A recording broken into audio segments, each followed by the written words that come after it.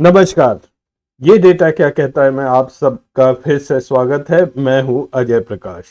आगे बढ़ने से पहले मैं आपको एक बार फिर से याद दिला दूं कि जिस भी चैनल पर आप ये प्रोग्राम देख रहे हैं उसको सब्सक्राइब ज़रूर करें, और अगर आपको ये प्रोग्राम अच्छा लगा तो उसे लाइक भी कीजिए और अपने दोस्तों के साथ शेयर भी कीजिए। अभी हाल ही में कुछ दिन पहले 16 नवंबर को आपने ये हेडलाइन ज़रूर देखी होंगी। ये हमारे मीडिया पर, न्यूज़ चैनल्स पर, इलेक्ट्रॉनिक मीडिया पर और सोशल मीडिया पर इनकी भरमार रही 2-3 दिन तक। जैसे अमर उजाला में ये headline I, PM Modi Rishi Sunak, PM Modi ने की मुलाकात और बन गया काम, ऋषि सुनक ने भारत के हक में लिया बड़ा फैसला। इसी तरह की headline Tribune, India today, Hindustan times, times of India में सारा दिन आती रही, यहाँ तक कि यूट्यूब पर भी इस पर प्रोग्राम्स आते रहे। इन खबरों का संदर्भ था ऋषि सुनक, जो यूके के प्रधानमंत्री हैं, और हमारे प्रधानमंत्री नरेंद्र मोदी जी की एक मुलाकात हुई थी। G20 जो समिट चल रही थी उस वक्त बाली में, उसकी साइडलाइंस पर। कहा यह जाता है कि इस मीटिंग के कुछ ही घंटों बाद ऋषि सुनक ने 3,000 वीसा भारतीयों के लिए रिलीज कर दिए। और ऐसा इस खबर को बनाया गया कि अगर मोदी जी ऋषि सुनक पर ये प्रेशर नहीं डालते तो ये काम होने वाला नहीं था, क्योंकि 3,000 वीसास का बहुत बड़ा एक फायदा भारत को हो गया। अब यदि आप या आपके कोई भी परिजन इस वीसा को अप्लाई करने की सोच रहे हैं तो ये प्रोग्राम ज़रूर अंत तक देखें, क्योंकि जैसा कि बताया गया है वो ये काम उतना आसान नहीं है और ना ही इसमें आपका कोई फ़ायदा होने वाला है।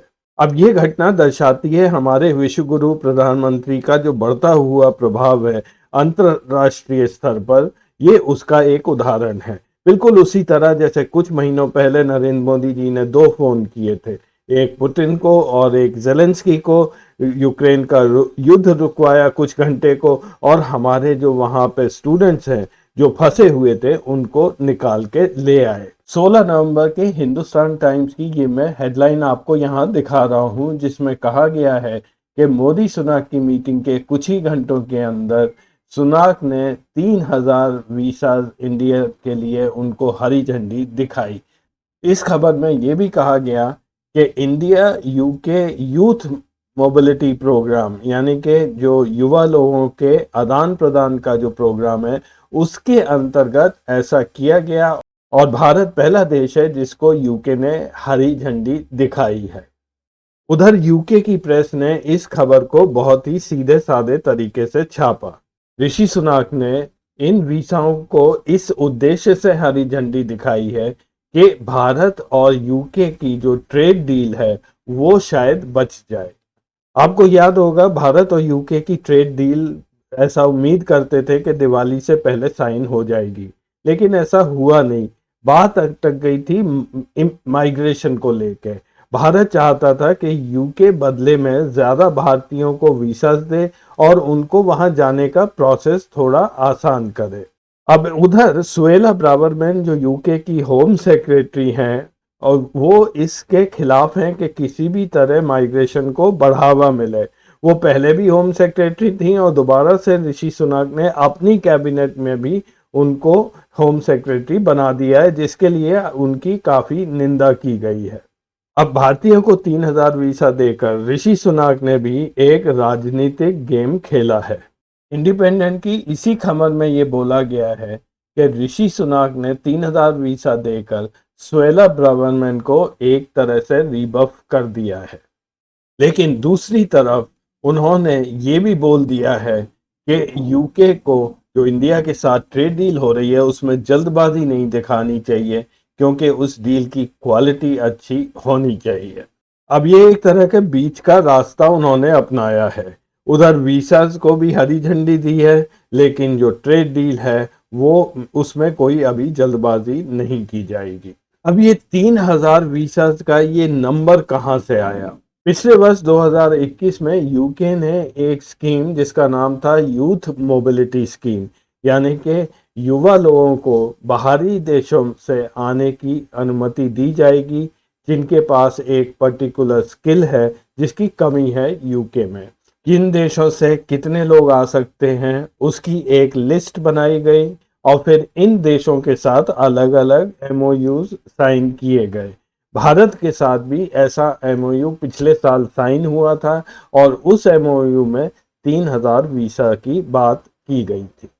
4 जनवरी 2022 को रिचमंड चैम्बर्स इमिग्रेशन बैरिस्टर्स जो कि एक माइग्रेशन लॉ फर्म है यूके में, उन्होंने ये आर्टिकल छापा था और उनके अनुसार जो नई यूथ मोबिलिटी स्कीम है वो यूके की पुरानी टेम्परेरी वर्कर स्कीम को एक तरह से रीब्रांड करके ही पेश किया गया है और ये 11 अक्टूबर 2021 को लागू की गई थी। 1 जनवरी 2022 से जो पहले 2 देश जिन्हें परमिशन दी गई है वो हैं आइसलैंड और भारत। अब ऐसा बिल्कुल नहीं हुआ कि मोदी जी के मिलने के बाद ऋषि सुनाक ने अपने बैग से 3000 वीसा निकाल के मोदी जी के हाथ में पकड़ा दिए। ना ही ऋषि सुनाक पर कोई प्रेशर बनाया गया। ये स्कीम बहुत पहले से डिस्कस हो रही थी इमिग्रेशन डिपार्टमेंट यूके में और इसको फाइनलाइज भी कर दिया गया था। भारतीयों को यूके में आने की अनुमति भी जनवरी में आ चुकी थी। केवल एक तरह से फॉर्मेलिटी बची थी इसको अनाउंस करने की, जो कि ऋषि सुनाक ने अपनी मीटिंग के दौरान ये अनाउंस कर दिया मोदी जी के सामने। अब मैं थोड़ा सा इस यूथ मोबिलिटी स्कीम के बारे में आप लोगों को बता दूं और ये भी दिखाऊंगा कि ये भारतीयों के लिए बिल्कुल भी लाभदायक नहीं है। यूथ मोबिलिटी स्कीम 18 से 30 साल के युवाओं के लिए बनाई गई है जिसमें वहाँ पर 2 साल तक जाके आप नौकरी कर सकते हैं। इस वीज़ा को अप्लाई करने के लिए किसी के स्पॉन्सरशिप की आवश्यकता नहीं है, लेकिन वहाँ के कोई भी ऑर्गेनाइजेशन या कंपनी का इनविटेशन ज़रूरी है। यूथ मोबिलिटी स्कीम में आप केवल ज़िंदगी में एक ही बार अप्लाई कर सकते हैं और ये वीज़ा एक्सटेंड नहीं हो सकता है। इस स्कीम का एक मेजर ड्रॉबैक ये है कि आप वहाँ पर अपने साथ अपने डिपेंडेंट्स को लेके नहीं जा सकते हैं, चाहे वो आपकी पत्नी हो या हस्बैंड हो या बच्चे हों। अब इस वीज़ा को अप्लाई करने के लिए आपके पास बहुत सारा पैसा होना चाहिए। सबसे पहले तो एप्लीकेशन फ़ीस है 2044 पाउंड की। दूसरे, आपको एक इमिग्रेशन हेल्थ चार्ज जो कि एक हेल्थ पॉलिसी के लिए वो पैसे लेते हैं, वो है 1248 रुपये सालाना। पहले साल की पॉलिसी आपको ख़रीद के लेके जानी है। और तीसरे, आपको अपने बैंक में 2530 पाउंड के बराबर के रुपए दिखाने हैं, जो कि आप वहाँ पर जब जाएंगे तो लेके जाएंगे, जिससे आप वहाँ पे पहले महीने का अपना खर्चा जो है निकाल पाएंगे। अब इसको अगर हम इंडियन रुपीस में कन्वर्ट करें तो ये लगभग 3,90,134 रुपये के बराबर खर्चा बनता है, जिसमें मैंने 1 पाउंड की कीमत 97 रुपये ली है, जो कि आज का एक्सचेंज रेट है। इसमें आप अब अपना ट्रैवल कॉस्ट होंगी, टिकट इत्यादि, ट्रैवल करते टाइम मेडिकल इंश्योरेंस होगी और अन्य बहुत से छोटे छोटे खर्चे रहेंगे। इन सबको अगर आप मिला दें तो आसानी से ये 5 लाख या 6 लाख रुपए क्रॉस कर जाएगा। और इसके अलावा भारतीयों के लिए ब्रिटिश हाई कमिश्नर ने एक बहुत ही कड़ा प्रोसेस तय किया है आपकी एजुकेशन क्वालिफिकेशंस को चेक करने के लिए और आपके एक्सपीरियंस को चेक करने के लिए और आपकी फाइनेंशियल हिस्ट्री और बैंक डिटेल चेक करने के लिए। आप अगर ये सोचते हैं कि किसी से पैसा आप बोरो करके आप अप्लाई कर देंगे तो आपकी एप्लीकेशन रिजेक्ट हो जाएगी। यूथ मोबिलिटी स्कीम के अंतर्गत यूके ने 11 देशों को वीसा अलॉट किए हैं। सबसे पहले है ऑस्ट्रेलिया, जिसको 30,000 वीसा दिए गए हैं। न्यूजीलैंड को 13,000, कनाडा को 6,000, भारत को 3,000, जापान को 1,500 और उसके बाद 6 देश ऐसे हैं जिनको 1000 वीसा अलॉट किए गए हैं। Monaco, Taiwan, Hong Kong, Republic of Korea, San Marino और आइसलैंड। तो ये सारे वीसा पिछले साल 2021 में ही अलॉट हो गए थे। इसके अलावा आप देखेंगे कि सबसे ज़्यादा वीज़ा मिले हैं ऑस्ट्रेलिया, न्यूजीलैंड और कनाडा को। इस वीज़ा को अप्लाई करने के लिए ऑस्ट्रेलिया, कनाडा और मोनाको और न्यूजीलैंड को कोई खास रिक्वायरमेंट नहीं है, केवल उनको अपना पासपोर्ट ही अपने देश का दिखाना है। लेकिन अन्य सभी देश के लिए देश स्पेसिफिक यानी कंट्री स्पेसिफिक रिक्वायरमेंट्स बने हैं। जो मैं आपको यहाँ दिखा रहा हूँ वो भारत के संदर्भ में जो कंट्री स्पेसिफिक रिक्वायरमेंट्स है वो है। इसमें से कुछ तो यहाँ के डिग्री के बारे में या फिर पुलिस क्लियरेंस के बारे में है जो कि एक्सपेक्टेड था, लेकिन एक बहुत ही खास रिक्वायरमेंट है जो केवल हिंदुस्तान के लिए है। जैसा कि मैंने आपको बताया, आपको इस वीज़ा को अप्लाई करने के लिए यूके की किसी कंपनी या ऑर्गेनाइजेशन से इनविटेशन की आवश्यकता पड़ेगी। अब भारतीयों के संदर्भ में ये इनविटेशन वहाँ के होम ऑफिस यानी कि यूके होम ऑफिस के थ्रू रूट होगा। वो लोग इस इनविटेशन को स्क्रूटनाइज करेंगे और फिर अगर परमिशन देंगे तभी आप अप्लाई कर सकते हैं। इसका ये मतलब है कि अगर आपका वहाँ पे कोई दोस्त कंपनी रन कर रहा है तो कोई आपको आसानी नहीं होगी इस वीज़ा को हासिल करने के लिए। तो भारतीयों के लिए थोड़ी सी मुश्किल इसमें जोड़ दी गई है। कुछ देश ऐसे हैं जहां से यूके ये एक्सपेक्ट करता है कि उनको अलॉटेड वीज़ा से ज़्यादा एप्लीकेशंस आएंगी। ये हैं जापान, ताइवान, हांगकांग, कोरिया और इंडिया। अब इन देशों के लिए प्रोसेस कुछ अलग है। पहले सारी एप्लीकेशंस ली जाएंगी, उनको स्क्रूटनाइज किया जाएगा, अप्रूवल दिया जाएगा, उसके बाद एक लॉटरी निकाली जाएगी। तो जिन लोगों का लॉटरी में नाम निकलेगा उन्हें वीज़ा मिलेगा और बाकियों का रिजेक्ट हो जाएगा। जिन लोगों का वीज़ा रिजेक्ट होगा उन्हें 244 पाउंड का जो एप्लीकेशन फ़ीस है उसका तो नुकसान होगा ही।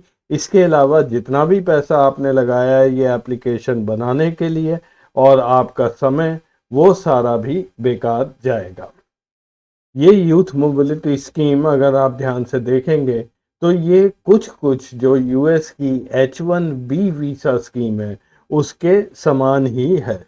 अब मीडिया और सोशल मीडिया पर खास करके ये बात उड़ रही है कि भारतीयों को हर साल 3000 वीज़ा दिए जाएंगे।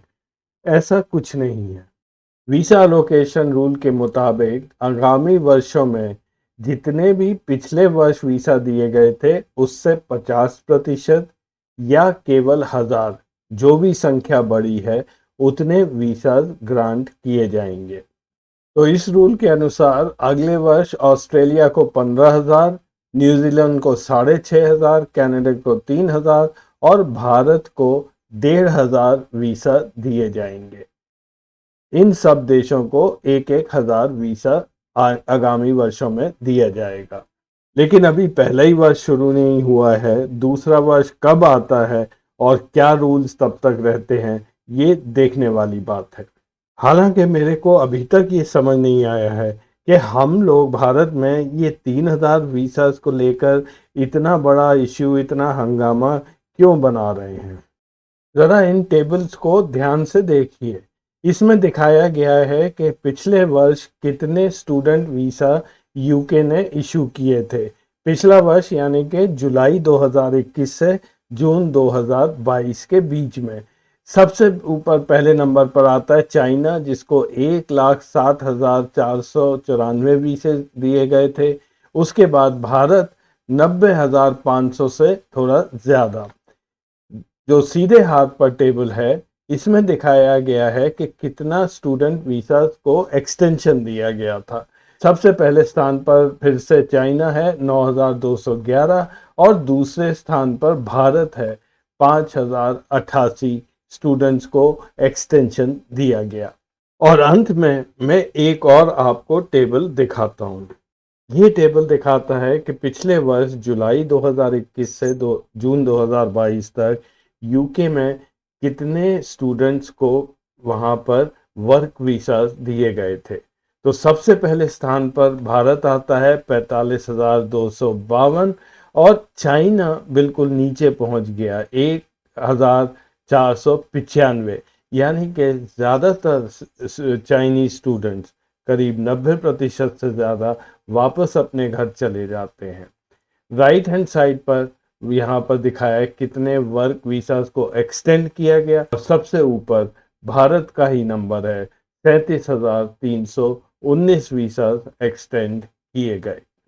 तो ये रहा इन वीसाओं का कंपैरिजन टेबल, जिसमें आप सीधा सीधा देखेंगे कि 3,000 वीसा कोई मायने ही नहीं रखते हैं, बहुत ही एक छोटा सा फिगर है।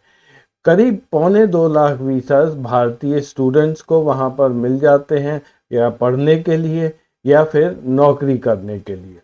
यूके में स्टूडेंट वीज़ा अप्लाई करने का प्रोसेस थोड़ा सिंपल है और स्ट्रीमलाइंड है। इसके लिए बैंक लोन्स भी मिल जाते हैं, और यही नहीं, अपनी पढ़ाई पूरे करने के बाद आपको 2 साल का पोस्ट स्टडी वर्क परमिट भी मिलता है, जिसके दौरान आप वहां पर अपने को एस्टैब्लिश कर सकते हैं। तो ये मेरा बहुत पर्सनल ओपिनियन है कि अगर यूके जाना है तो आप स्टूडेंट रूट से जाएं तो बेहतर होगा, क्योंकि 18 से 30 साल के जो लोग हैं, कम से कम 25 साल तक तो वो लोग पढ़ाई ही करते रहते हैं। तो आज के एपिसोड में बस इतना ही। अगले हफ्ते फिर मिलेंगे कुछ नया डेटा लेकर। तब तक के लिए नमस्कार।